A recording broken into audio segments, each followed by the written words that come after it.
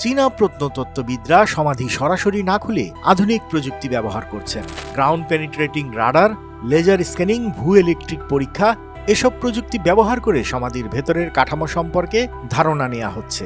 গবেষণায় ইঙ্গিত মিলছে যে সমাধির ভেতর থাকতে পারে বহু চেম্বার, জটিল ড্রেনেজ ব্যবস্থা আর প্রাচীন শহরের ক্ষুদ্র প্রতিরূপ।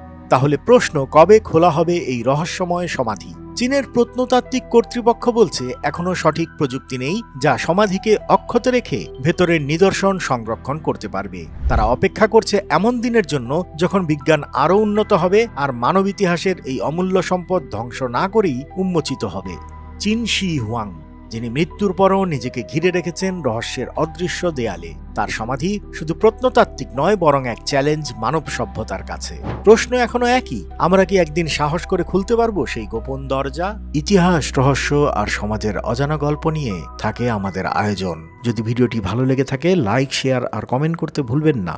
আর অবশ্যই সাবস্ক্রাইব করুন মেঘনা বার্তা, দেশ ও দশের কথা বলে।